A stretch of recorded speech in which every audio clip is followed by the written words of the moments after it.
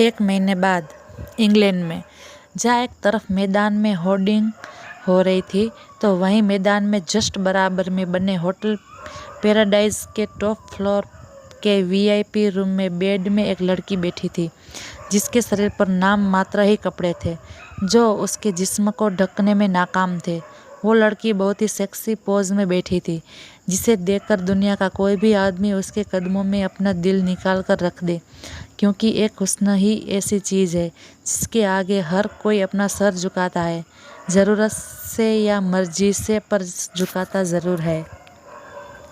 तभी एक आदमी नहीं, लड़का जिसकी उम्र 28 साल थी रेस्टरूम से बाहर आता है।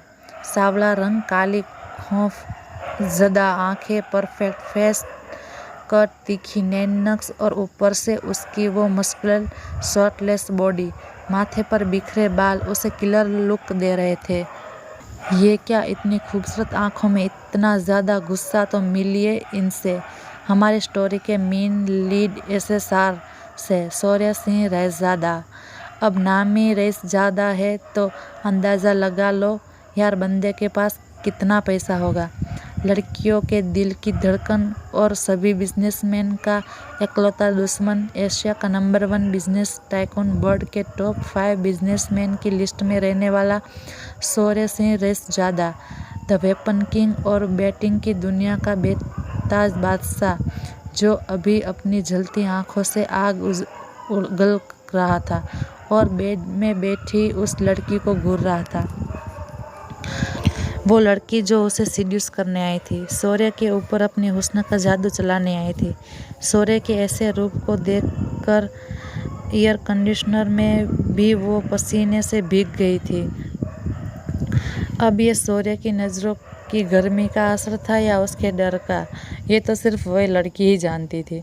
शौर्य ने काउच पर पड़ी चादर उठाई और उस लड़की के ऊपर फेंकते हुए बोला, ढको खुद को और मेरी नज़रों से दूर हो जाओ, इससे पहले कि मैं तुम्हारी जान ले लूं। वो लड़की शौर्य के खूंखार रूप को देखकर डर से कांपने लगी थी। उसने एक भी सेकंड की देरी नहीं की और खुद को कवर करते हुए वहां से भाग गई। उस लड़की के जाते ही एक लड़का अंदर आया जिसने 3 पीस सूट, आंखों पर चढ़ा ब्लैक कॉलर का शेड्स हटाते हुए बोला, ये लड़की कौन थी शौर्य? मुझे नहीं पता, पता करो ये लड़की मेरे बेड तक कैसे पहुंची। रूम से अटैच बार में से एक विस्की की बोतल लाकर पूरे बेड गिरा देता है, फिर लाइटर से होठों के बीच रखी सिगरेट को जलाता है और उस लाइटर को बेड पर फेंक देता है। वो बेड जलने लगता है। वो लड़का आग की लपटों को देखकर कहता है, अबे यार ये क्या किया तूने? तू जानता है ना राज, मैं कितनी नफरत करता हूँ इन लड़कियों से। ये लड़कियाँ कुछ पैसों के लिए किसी के भी हंसते खेलते घर को बर्बाद कर देती है। वो मेरी जिस भी चीज़ को छुएगी मैं उन्हें जला दूंगा। नफरत है मुझे इन लड़कियों से जो किसी के भी घर को चंद पैसों के लिए बर्बाद कर देती है। अगर किसी दिन तुझे छू लिया उन लड़कियों ने, तो राज का इतना कहना था कि शौर्य को अपने होठों पर नरम होठों की गर्मी का एहसास होने लगा। मुझे सिर्फ एक ही लड़की छू सकती है इस दुनिया में। शौर्य ने ग्लास वॉल पर हाथ रखकर बार स्टेडियम को देखते हुए कहा, हाँ, जिसे हम अभी तक ढूंढ नहीं पाए। भाई कौन थी वो? राज ने कहा तो शौर्य ने जवाब देते हुए कहा, पता नहीं। राज ने फिर कहा, इस बारे में बाद में बात करते हैं, चल सब तेरा वेट कर रहे हैं। तो चल, मैं 5 मिनट में आता हूँ, शौर्य ने कहा और वार्डरोब से कपड़े निकालकर चेंज करने लगा। जब 3 पीस ब्लैक सूट में शौर्य स्टेडियम पहुंचा तो सांवले रंग होने के बावजूद शौर्य कहर ढा रहा था। उसे देखकर लड़कियां अपना दिल हार गई थी उस पर। शौर्य को देखकर लड़कियों ने आहें भरते हुए लंबी सांस ली। जहां एक तरफ सबका ध्यान उस एसएसआर पर था तो वहीं एसएसआर का पूरा फोकस स्टेडियम में हो रहे मैच पर ही था। शौर्य ने मैच खेल रहे क्रिकेटर्स को डेविल स्माइल करते हुए एक नज़र देखा और फिर स्टेडियम के वीआईपी रूम में पहुंच गया, जहां पहले से ही कुछ लोग उसका बेसब्री से इंतज़ार कर रहे थे। शौर्य अपनी चेयर पर जाकर बैठा और तभी एक आदमी ने कहा, मिस्टर एसएसआर, हमने आपकी लेटेस्ट मॉडल के वेपन्स देखे, वो काफ़ी ज़्यादा एडवांस टेक्नोलॉजी के हैं। We want to purchase this. Sure, Shaurya ने डेविल स्माइल करते हुए कहा। आप कीमत बताइए, हम हर कीमत पर उन्हें खरीदेंगे, आदमी ने कहा। $50 मिलियन। सौर्य ने जब कीमत बताई तो उस आदमी के होश उड़ गए और वो सोच में पड़ गया। उसके चेहरे पर परेशानी देखकर सौर्य ने डेविल लुक देते हुए कहा, क्या हुआ? अभी तो आप उसे किसी भी कीमत पर खरीदना चाहते थे, फिर अब क्या हुआ? उस आदमी ने सौर्य की बातों पर कहा, आप वेपन रेडी रखिए, हम 2 दिन में पैसे आप तक पहुंचा देंगे। सौर्य ने उसकी बात सुनकर उसे स्माइल दी और उसे बाहर जाने का इशारा किया। सौर्य के साथ बैठा राज ने कहा, यार तूने तो लिमिट ही क्रॉस कर दी, इतनी ज़्यादा कीमत कौन बताता है भाई? उन्होंने खुद कहा था वो किसी भी कीमत पर वेपन्स खरीदेंगे, सौर्य ने कहा। तो राज ने कहा, अब ये सब छोड़, ये बता मैच कैसे जीताना है? पैसे किस पर ज़्यादा लगे? इंग्लैंड पर? इंग्लैंड पर, राज ने कहा। तो सौर्य ने उसकी बातों को आंसर देते हुए कहा, तो आज का मैच इंग्लैंड ही हारेगी। Are you sure bro? Raj ने कहा। वेरी श्योर, शौर्य ने कहा और उठकर वहाँ से चला गया। इंडिया में JNU कॉलेज के बाहर खड़ी एक लड़की ऑटो वाले से झगड़ रही थी। अरे भैया 10 रुपये वापस करो, दुआ ने ऑटो वाले से अपने बचे हुए पैसे मांगते हुए कहा। स्टैंड से यहाँ तक के 50 रुपये ही लगते हैं। अरे ऐसे कैसे? अपने 2 दिन में ही किराया बढ़ा दिया।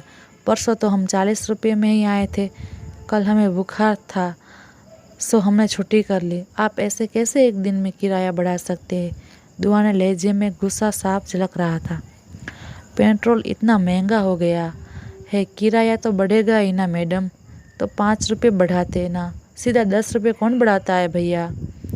ऑटो वाला दुआ से बहस करके परेशान हो गया था, तो उसने झुंझलाते हुए कहा, किराया मैंने नहीं, हमारे यूनियन लीडर ने बढ़ाया है। आप उनसे जाकर बात करें और मुझे बख्श दे। अपनी बात ख़त्म करते ही ऑटो वाला अपनी ऑटो स्टार्ट कर ऑटो को ऐसे भगाया जैसे वो ऑटो नहीं एयरप्लेन हो। अरे हमारे पैसे, दुआ ने चिल्लाते हुए कहा।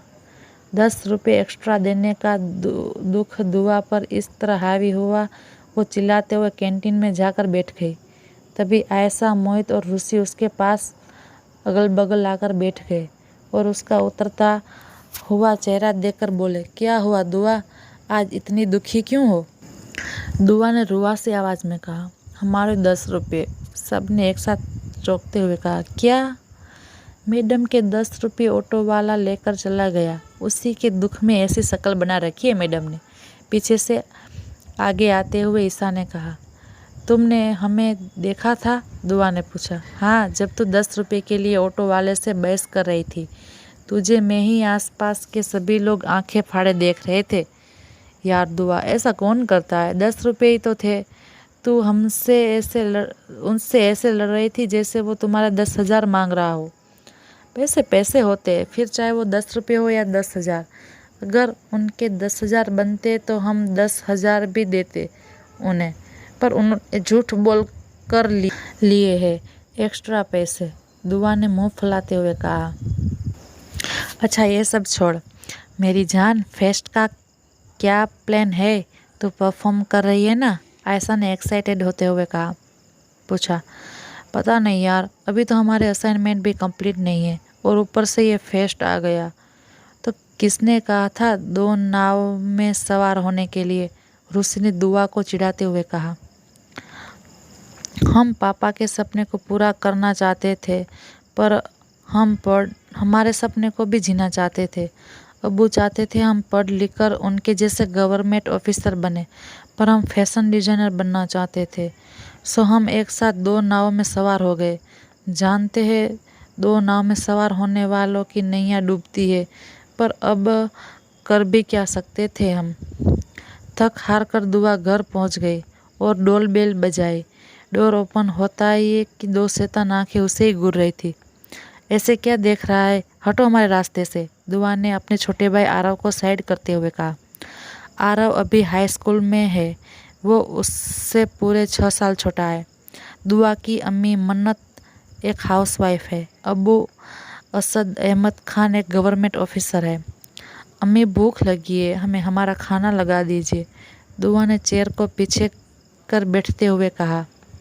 हाँ अम्मी, जल्दी लगाइए वरना आपा प्लेटें तोड़कर खाना शुरू कर देगी, आरव ने उसे चिढ़ाते हुए कहा। आरव की बातों पर दुआ ने उसे घूर कर देखा।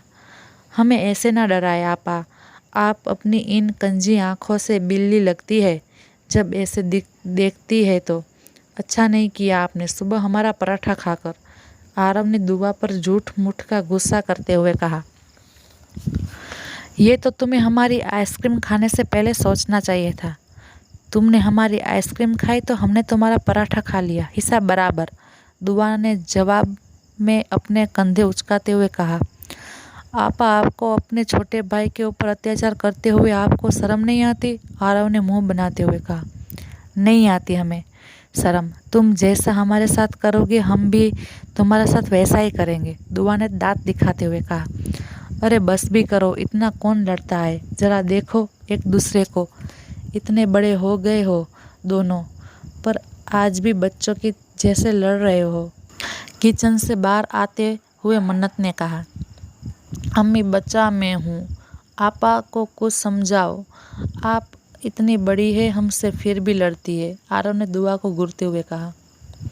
दुआ को अपना असाइनमेंट बनाना था तो उसने ज़्यादा आरव से बहस नहीं की और खाना खाकर अपने रूम में चली गई। दूसरी तरफ इंग्लैंड में इतना क्या सोच रहा है, एयरपोर्ट नहीं जाना क्या, फ्लाइट का टाइम हो गया है, राज ने सूर्य को देखते हुए कहा। तू चौपर मंगवा, मैं 10 मिनट में आता हूँ, सूर्य की बातों पर राज ने कहा। क्या ही आदमी है ये, हर एक मिनट में इसके प्लेन चेंज होते रहते हैं। पहले फ्लाइट से जाना वाला था, अब इसे चौपर से जाना है, राज ने झुंझलाते हुए कहा और फ़ोन निकाल कर किसी को कॉल करने लगा। 10 मिनट बाद होटल पैराडाइज के टेरेस पर एक चौपर खड़ा सूर्य का वेट कर रहा था। सूर्य और राज के बैठते चौपर ने इंडिया के लिए उड़ान भरी। तो क्या होगा, अब सूर्य इंडिया आएगा? आखिर किस लड़की को ढूंढ रहा है सूर्य?